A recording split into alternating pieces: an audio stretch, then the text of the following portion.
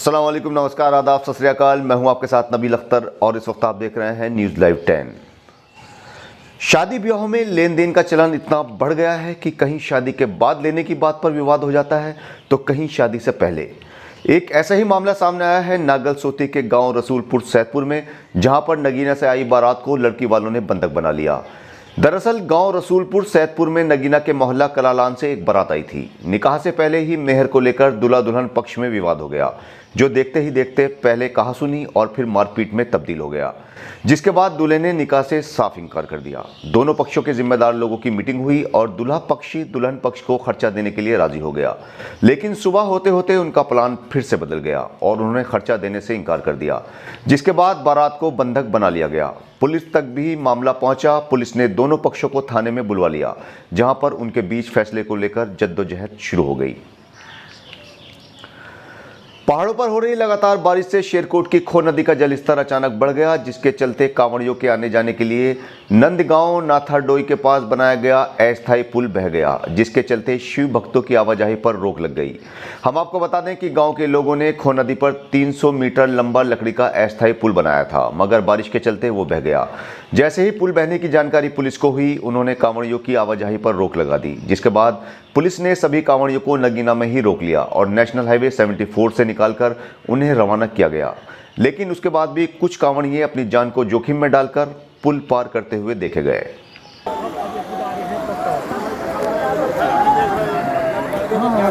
बताओ क्या करें? करनी पड़ेगी ना, बस तो जो है जिनको देखो सोचना चाहिए जब उनको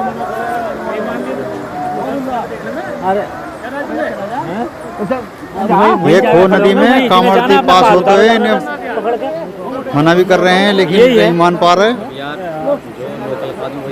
लोकल का वही तो हमें तो पता ही नहीं देखो इस चीज का। अब बताओ क्या करा जाए? ये लोग रुकने को तैयार नहीं है। पुलिस प्रशासन भी बहुत समझा रहे हैं। रुकेंगे कहाँ? बस ये कहना कि बस निकलो। हाँ, निकलो। सभी का ये रहता है हाँ, ना, बात यही है। अब तो यही तरीका अपनाया जा सकता है कि वहाँ से यहाँ तक पहुँचा दें बस उन्हें। थोड़ा सा ये है ना, जरा से में कोई दिक्कत हो जाना तो जिम्मेदारी हो जाएगी, फिर ये गलत है ना। मैंने प्रशासन जिम्मेदार। हाँ उनको जो वहाँ मना कर रहा है फिर भी नहीं हैं, जैसे ला रहे हैं ना, अब तो वो वहाँ से ला सकते हैं ये पकड़ के। जो भी फाट तकड़ा यो तकड़ा फाट है, यो देखो एकदम से। अब फिर थके हुए हैं ना, एक तो ये थके हुए हैं। हाँ, अब थके हुए कि वैसे पैरों में जान नहीं है इनके, पैरों में जान नहीं रहती, वो अब बताओ फिर भी। अब देखो वो खड़ी कांवड़ देखो कितने वो कर रहे हैं। पानी का बहाव तेज है, ऐसे में ठीक नहीं। लेकिन गांव वाले लड़के जा रहे हैं ये। अरे और चले जाओ यार, एक दो लड़का यार, इनके इनके बराबर में हो जाओ। ला सकते हैं वहाँ से। हाँ, कांवड़ पकड़ के ले आओ इनकी, और उधर से इन्हें मना कर दो भैया कुछ। हाँ, कोई ऐसी दुर्घटना ना हो जाए किसी के साथ बेचारे की। निकलेंगे तो है पक्का। हाँ, उनको रोको वहीं। तेज लग रही है, आप जाते।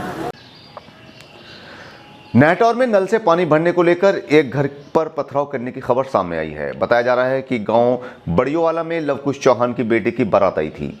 शादी वाले घर में अचानक पानी खत्म हो गया। पानी लेने के लिए गांव सलेमपुर के रहने वाले अनुज चौहान और मयंक चौहान गांव में ही स्थित एक नल पर गए, जहां पर गांव के ही कुछ लोगों ने शराब के नशे में उनके साथ गाली गलौज की। इन दोनों का आरोप है कि उनके साथ मार पिटाई भी की गई है और उसके बाद शादी वाले घर पर पथराव कर दिया गया। पुलिस को पथराव की खबर मिली तो पुलिस बल मौके पर पहुंचा और दोनों पक्षों में बातचीत करने के बाद समझौता करवा दिया गया।